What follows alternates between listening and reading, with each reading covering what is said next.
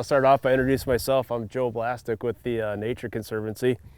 I run our Prairie Coteau conservation program and our fire program for South Dakota. Wanted to talk a little bit about PPE. I don't know how much got discussed in the classroom, but for doing any kind of prescribed fire work, we want to make sure we're covering our grounds and making sure everybody's safe, like at the very get-go. Besides all this stuff, so leather boots is a must-have. Leather gloves, and not just any kind of leather gloves. I really put an emphasis on buffalo or cow leather. When you get into like the goat leather and pig leather and all the other kind of stuff, it's really thin and kind of flimsy. So when you're working around fire and hot stuff, you want that thicker stuff to kind of protect your hands. And it looks like everybody's got shoes or footwear that'll work. And then on top of that, so just kind of starting from the bottom up, then for pants, you know, cotton pants or Nomex, which we can provide if you don't have it or if you want to wear it. Essentially those materials are fire resistant. They're not fireproof. They will burn. But where you're more worried about stuff not melting on your legs, right? Like some of the lighter shirts, or you see all the different kind of pants that are out there.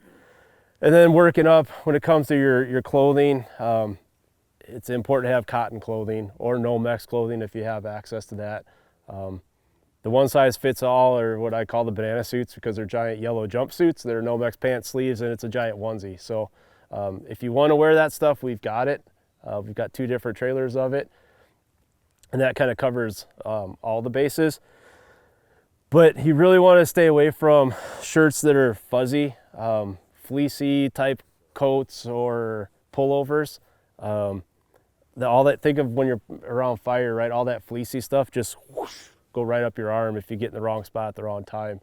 And when it's hot out, you know, today it's not so hot out. On a hot day, when you've got those kind of more synthetic, lighter type shirts, those are really susceptible to burning and melting.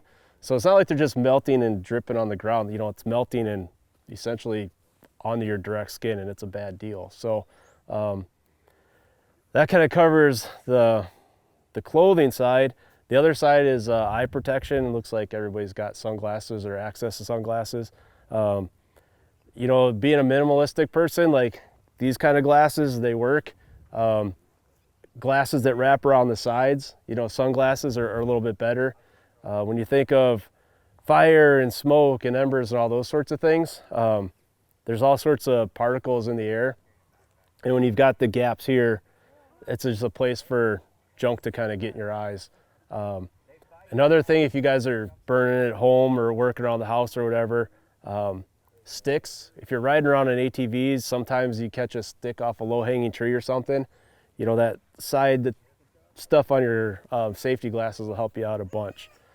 The PPE is always step one.